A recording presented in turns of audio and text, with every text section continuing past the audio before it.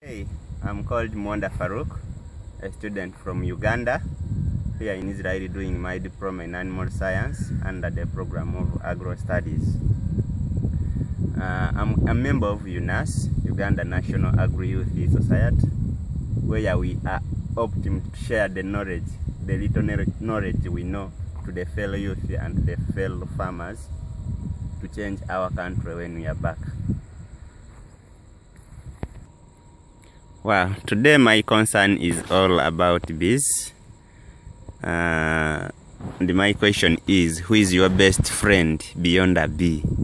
Can the farmer's best friend and the world's most pollinator be saved?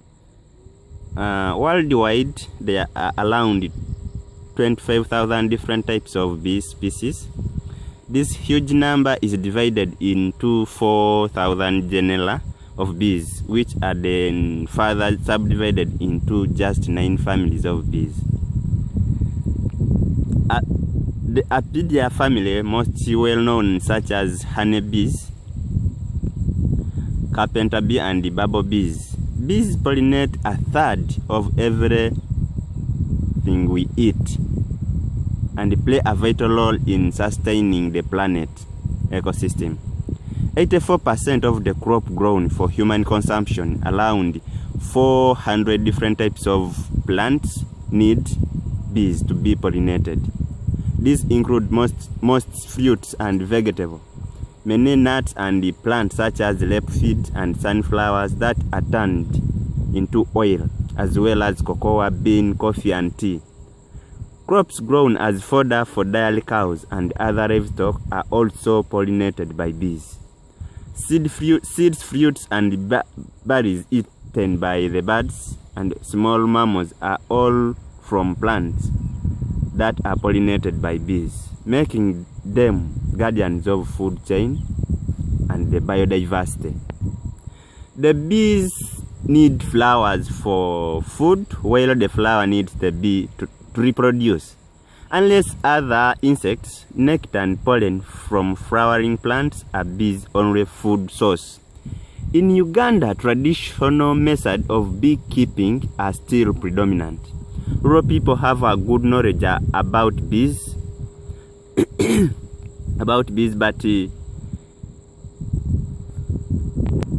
actually they are well informed with plants and places favored by bees. But in the process of collecting honey, hives are usually destroyed due to the burning. Keeping bees are dependent on collecting swarming bee stocks. There is no queen bee raising. Bees population is at a risk worldwide, and it claimed to be due to heavy use of pesticides, herbicides, fungicides, insecticides, and other chemicals. In Uganda, there are no much use of these chemicals as such, which makes us the best zone for beekeeping.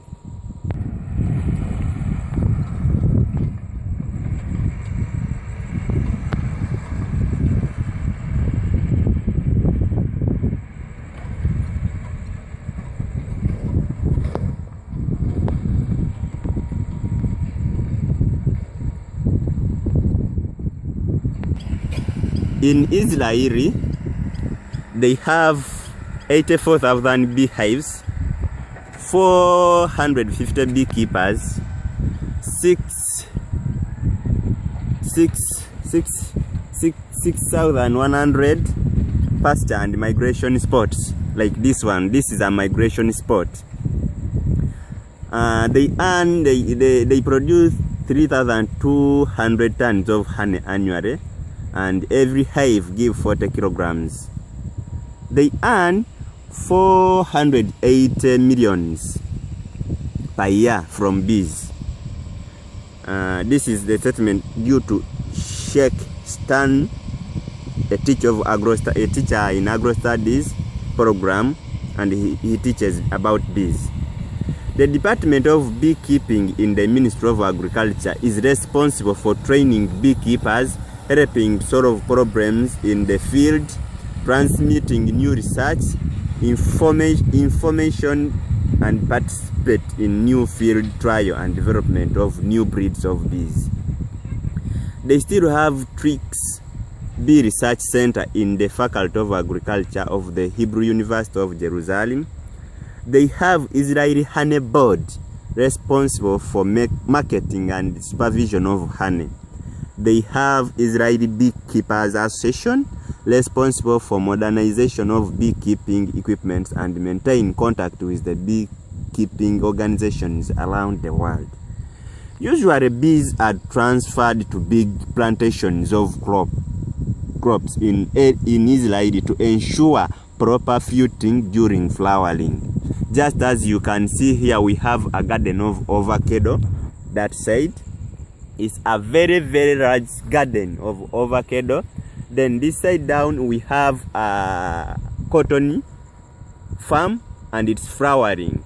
So during flowering they bring bees and put them near to the plantation. Like here the bees and the other side is the farm of cotton. So that's the way they do. Usually bees are transferred, and now the question is, do we have enough bees for commercial large plantations like these ones in Uganda?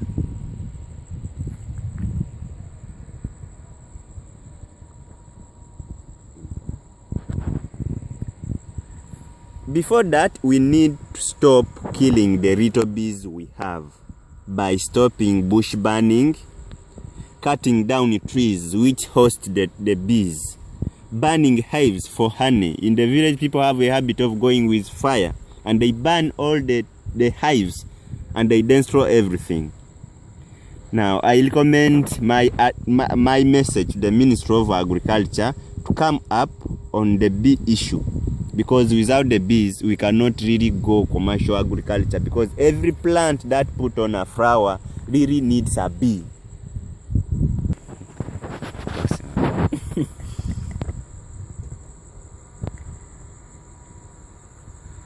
So all these are beehives, those one are beehives, and good enough they have a strain which is not hostile.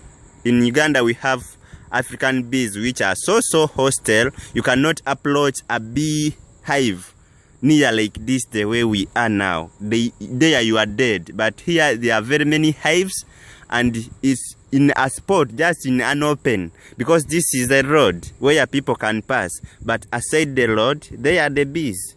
But in Uganda, if you keep bees you have to hide, because our bees are hostile. So if the government can come up and bring such bees which are hostile to the people, and we keep in every zone of the country bees, then we can really have fruits on our plants. But really sometimes our plants shed off flowers because they are not pollinated and they don't give fruits. You find an avocado tree having just counted fruits. But now here, when the plants are putting on flowers, immediately bring bees on the spot and every flower is pollinated, which means every flower will become into a fruit.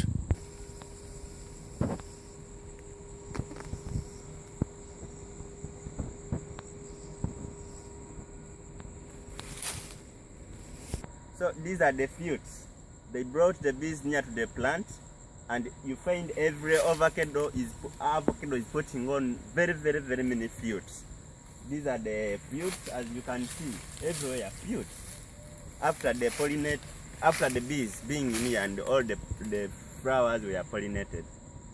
So really, if you want to go commercial agriculture, then you need a bee.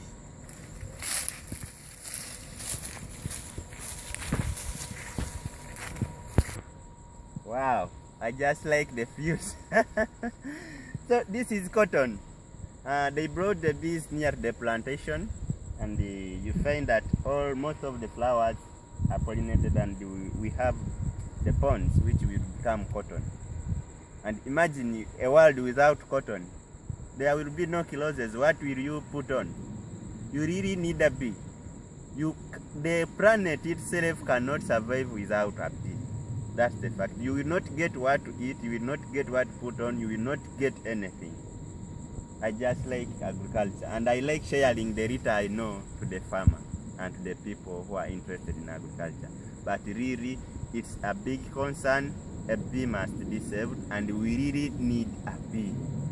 In the Uganda National Agriyouth Society, yeah, we aim at giving and sharing the little knowledge we know and the little knowledge we got from Israel. We are soon coming back to Uganda.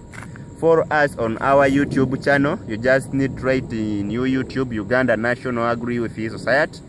You will get more information. You will get youth which will inspire you. You will get adventure and interested in agriculture. All the best. We love you all.